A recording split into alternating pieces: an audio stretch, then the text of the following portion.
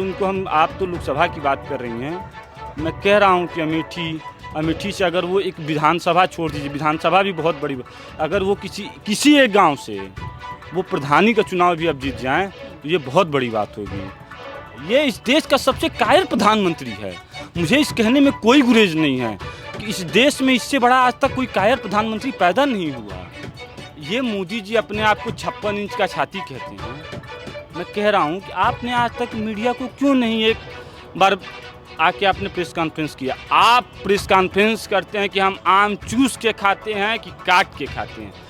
हमारे मोदी जी यशस्वी प्रधानमंत्री हैं, वो तो कह ही रहे हैं कि पकौड़ा तोलना एक रोजगार है। पकौड़े तलिए, हम लोग BA MA PhD करके पकौड़ा तोलें। हमारी यही हैसियत और औकात है। नरेंद्र मोदी जी की यही हैसियत और औकात रह गई कि ट्रंप कहेंगे तो यस, ट्रंप कहेंगे तो नो, ट्रंप कहेंगे बैठो तो बैठो, ट्रंप कहेंगे स्टैंड अप तो मोदी जी स्टैंड अप हो जाएंगे। नमस्कार, मैं हयात अब्बास और आप देख रहे हैं 4 PM न्यूज़ नेटवर्क। लगातार सुर्खियों में छाई रहने वाली स्मृति ईरानी की घर वापसी हो गई है। वो वापस चली गई हैं और फिर से, क्योंकि सास भी कभी बहू के एक नए अवतार में नज़र आएंगी बहुत जल्द। और इसका श्रेय किसको जाता है, स्टूडेंट्स हैं हमारे साथ, पूछ लेते हैं। भैया, स्मृति ईरानी को तो फिर से वापस कर दिया गया, वो बॉलीवुड में वापस चली गई, कैसे देख रहे हैं आप? देखिए, स्मृति ईरानी जी जैसे लोग, ये एक खाली जगह की पैदाइश हैं। खाली जगह का मतलब कि राजनीति में खालीपन पैदा हुआ, इसकी ये लोग पैदाइश हैं। ये राजनीति की ककहरा की क भी नहीं जानने वाली लोग। ये भारत का एक दुर्भाग्य रहा कि शिक्षा मंत्रालय जैसे अभूतपूर्व अंग, जो कि जिससे देश की दशा और दिशा दोनों तय होती है, उस जैसे विषयों पे, उस जैसे जटिल विषयों की ये 5 सालों तक देश की मंत्री रही, कैबिनेट मंत्री रही। ये देश का दुर्भाग्य रहा है। हम नौजवान जो पढ़ने वाले छात्र हैं, हम लोगों को किस तरीके से गुमराह करके, किस तरीके से एक आम छात्र जो गांव, गरीब किसान मजदूर का बच्चा है, जो कि सपने देखता है, हम लोग गांव के परिवेश से आते हैं। हम लोग का सपना है कि हाँ, हम किसी विश्वविद्यालय के, लखनऊ के, दिल्ली के, इलाहाबाद जैसे विश्वविद्यालयों में अच्छे से पढ़ाई करके देश का मान सम्मान बढ़ाने का काम करेंगे। लेकिन हम लोग का दुर्भाग्यपूर्ण रहा कि ये हम लोग की कैबिनेट मंत्री बनी रहीं और हर तरीके से प्राइवेटाइजेशन का मतलब शिक्षा को एक इन्होंने औद्योगिक के लिए इन लोगों ने रख लिया है कि यहाँ से 5 लगाओ 25 पाओ। तो ये लोग ऐसी ही मंत्रालय ऐसी जगह पे अभूतपूर्व मंत्रालय पाके इन लोगों ने शिक्षा का बंटाधार करने का काम किया, स्मृति ईरानी जैसे लोगों ने।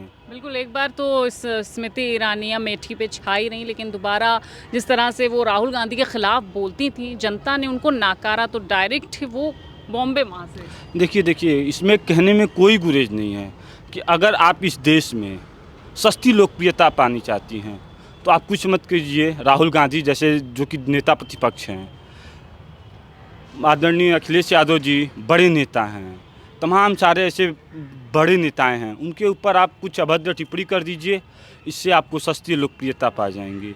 तो वहाँ पे जब आप देखेंगे कि 2014 का लोकसभा चुनाव था, जो कि देश की एक तरह से दिशा और दशा तय किया है, क्योंकि वहाँ से कुत्ता बिल्ली जैसे जो जिनकी राजनीति में कोई हैसियत और औकात नहीं थी कि वो एक प्रधानी का चुनाव भी लड़ें तो अपने गांव से बूथ हार जाएं अपनी, वो जैसे लोग, एक मोदी लहर चली, सुनामी चली, उसमें वो लोग जीत पाएँ। वो अगर उनको हम आप तो लोकसभा की बात कर रही हैं, मैं कह रहा हूँ कि अमेठी से अगर वो एक विधानसभा छोड़ दीजिए, विधानसभा भी बहुत बड़ी, अगर वो किसी एक गाँव से वो प्रधानी का चुनाव भी अब जीत जाएँ तो ये बहुत बड़ी बात होगी जी। देखिए, लगातार उत्तर प्रदेश की अगर मैं बात करूं तो मोदी और योगी ये दावा करते हैं कि डबल इंजन की सरकार है, शिक्षा व्यवस्था बहुत अच्छी हो गई है। लेकिन दूसरी तरफ एजुकेशन की बात करूं तो जो प्राइमरी स्कूल हैं उनको लगातार विलय के नाम पर बंद किया जा रहा है। इस पर लगातार विपक्ष सवाल उठा रहा है, लेकिन योगी सरकार अपना तर्क रख रही है कि हम विलय कर रहे हैं। देखिए, पहले ये योगी सरकार जब 2017 में आई तो एक बहुत अच्छा इनिशिएटिव लिया था, जिसका मीडिया के लोगों ने बहुत ढोल नगाड़े के साथ कहा, एंटी रोमियो स्क्वाड एक चली कि हम महिलाओं के, बच्चियों के साथ अगर कोई अभद्रता होती है, हम धर्म की राजनीति नहीं करेंगे। जब योगी सरकार जब नए आए, फिर धीरे धीरे जैसे कि एक होता है ना कि दूर के ढोल सुहाने लगते हैं, तो योगी जी ने धीरे धीरे अपना चरित्र दिखाना शुरू किया। पहले हम लोग हिंदू हैं, हिंदू में मैं राजपूत हूँ, तो पहले उन लोगों ने बांटना शुरू किया हिंदू मुसलमान, मदरसे बंद कराएंगे, मदरसों का फाइनेंस बंद कराएंगे, मदरसों की स्कॉलरशिप बंद करा दी।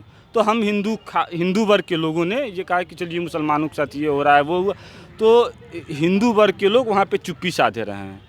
लेकिन अब ऐसा तो नहीं है कि एक सरकारी अस्पताल जो है, एक सरकारी बस जा रही है, ये लखनऊ विश्वविद्यालय की आप धरती पे, यहाँ पे ऐसा तो नहीं है कि एक मुसलमान पढ़ रहा है, एक क्रिश्चियन का बच्चा पढ़ रहा है, यहाँ की एक हिंदू भी पढ़ रहा है, एक दलित भी पढ़ रहा है, एक सवर्ण भी पढ़ रहा है, एक ब्राह्मण भी पढ़ रहा है, एक ईसाई भी पढ़ रहा है।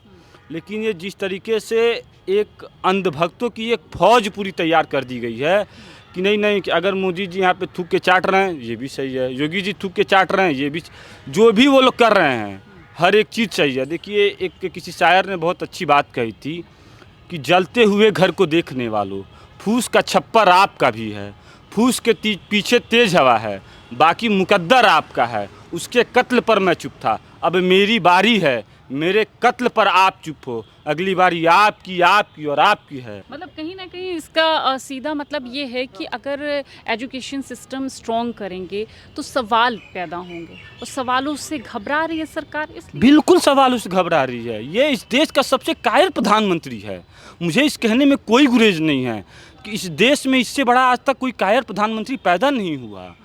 आप बताइए कि ट्रंप की हैसियत और औकात है कि वो हमें बताएगा कि आप सीज़फायर कर दो।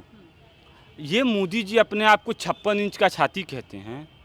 मैं कह रहा हूँ कि आपने आज तक मीडिया को क्यों नहीं एक बार आके आपने प्रेस कॉन्फ्रेंस किया। आप प्रेस कॉन्फ्रेंस करते हैं कि हम आम चूस के खाते हैं कि काट के खाते हैं।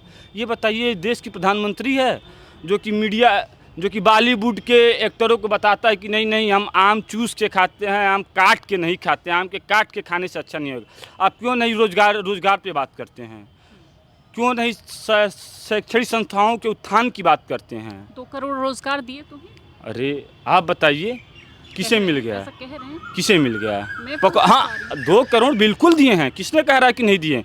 हमारे मोदी जी यशस्वी प्रधानमंत्री हैं, वो तो कह ही रहे हैं कि पकौड़ा तोलना एक रोजगार है, पकौड़े तलिए, हम लोग BA MA PhD करके पकौड़ा तोलें, हमारी यही हैसियत और औकात है। अरे आप महाराज चाय बेचें, महाराज आपकी डिग्री आज तक हम लोग को मिल ही नहीं पाई। RTI एक्टिविस्ट परेशान हो गए हैं कि अरे मोदी जी की डिग्रियाँ मिल जाए। अमित शाह ने देखिए बहुत बड़ी बात इन्होंने बोली कि ये गरीब शोषित अल्पसंख्यक का प्रधानमंत्री नहीं है, बल्कि ये एक बिजनेसमैन है, इनके पीछे बिजनेसमैनों का हाथ है और ये गरीबों की नहीं सोचते। लेकिन एक तरफ मोदी सरकार गरीबों की सरकार खुद को बताती है। देखिए ये भाई का अपना पक्ष है, उन्होंने अपनी बातें रखी। मेरा ये मानना है कि आप बतौर भारत को आने वाले 50 सालों में कहाँ देखते हैं। अमेरिका आज अमेरिका बना, उसको बनाने में उस देश के उद्योगपतियों का हाथ था, आप उसको कभी डिनाई नहीं कर सकते हैं।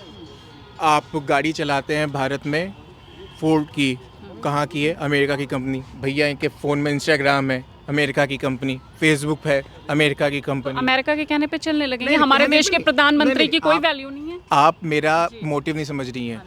अमेरिका ने अपने देश के उद्योगपतियों को आगे बढ़ाया, तब वो जाके आगे इतना बढ़ा, उसकी तो मतलब समृद्धि का सिर्फ रास्ता है। उद्योगपति आगे बढ़ेंगे, आम इंसान आगे नहीं बढ़ेगा, गरीब का बच्चा आगे नहीं आप इन्होंने एक बहुत अच्छी बात कही कि अमेरिका को आगे बढ़ाने में उद्योगपतियों का हाथ है, बहुत अच्छी बात है ये।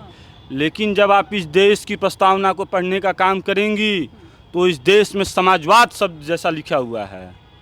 हम समाजवाद को मानने वाले लोग हैं। इस देश की प्रस्तावना में लिखा गया है, इस देश की प्रस्तावना में समाजवाद जैसे शब्द लिखे गए। हम प्राइवेटाइजेशन को बिल्कुल आगे नहीं बढ़ने देंगे। एक गांव, अच्छा आप एक बात बता दो। अच्छा मुझे बताइए, क्या ये कह रहे हैं कि प्राइवेटाइजेशन को हम बिल्कुल आगे नहीं बढ़ने देंगे, कहीं स्कूल बंद किए जा रहे हैं मर्ज के नाम पे, विलय के नाम पे, तो क्या ये ठीक है? देखिए मैं अपनी आंखों देखा हाल बता रहा हूँ। मैंने 1 किलोमीटर के क्षेत्र, उससे भी कम के क्षेत्र में मैंने 3 स्कूल देखे हैं। अब आप सोचिए, और उन स्कूलों में पढ़ने जाने वाले बच्चे कुछ नहीं। आज के अभिभावक का क्या मानना है?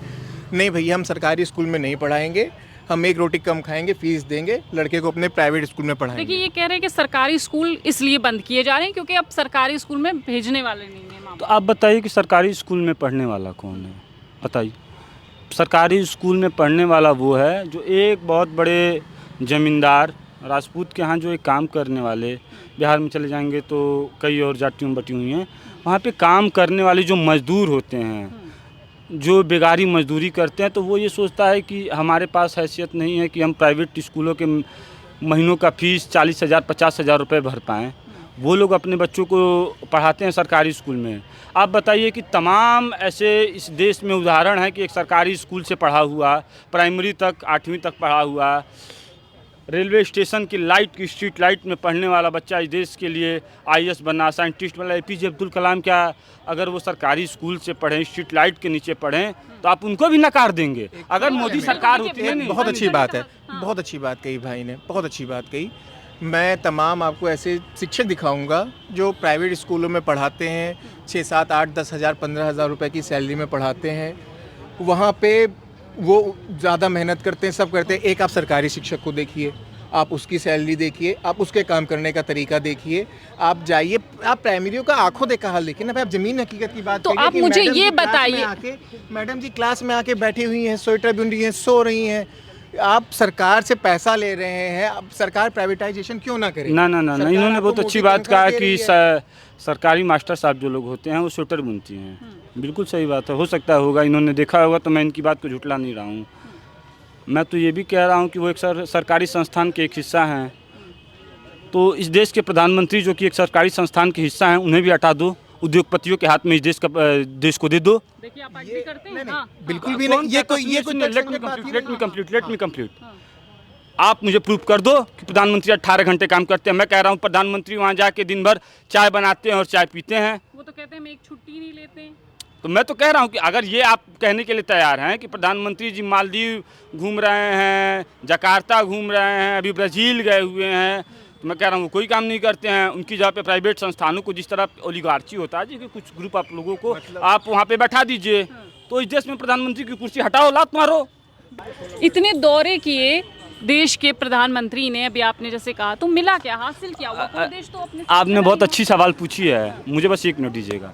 अभी 3 या 4 दिन पहले का मैं बात बता रहा हूँ। आपको पता है कि नहीं, पाकिस्तान जो है UNSC जो है, यूनाइटेड नेशन सिक्योरिटी काउंसिल, इसके 5 परमानेंट मेंबर हैं। 2 सालों के लिए एक प्रेसिडेंट चुना जाता है, पाकिस्तान बना है।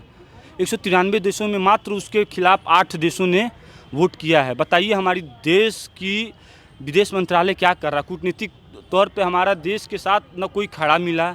जब वार जब हमने झेली, वो तो हमारे देश के जवाब सिपाहियों ने था कि इतने हमें आगे फ्रंट तक पहुंचा, लेकिन मोदी जी ने बैकफुट पे आ गए। ट्रंप साहब का फ़ोन आया, पीछे हट जा, तुरंत मोदी जी जी साहब तुरंत सीज़फायर घोषित कर दिए। नरेंद्र मोदी जी की यही हैसियत और औकात रह गई कि ट्रंप कहेंगे तो यस, ट्रंप कहेंगे तो नो, ट्रंप कहेंगे बैठो तो बैठो, ट्रंप कहेंगे स्टैंड अप तो मोदी जी स्टैंड अप हो जाएंगे। मोदी जी यही रह गए। देश की, हमारे देश की जो विदेश नीति लगातार, उस पर भी सवाल उठे, क्योंकि इतने दौरे किए प्रधानमंत्री ने, और बड़ा सवाल हासिल क्या हुआ उन दौरों से?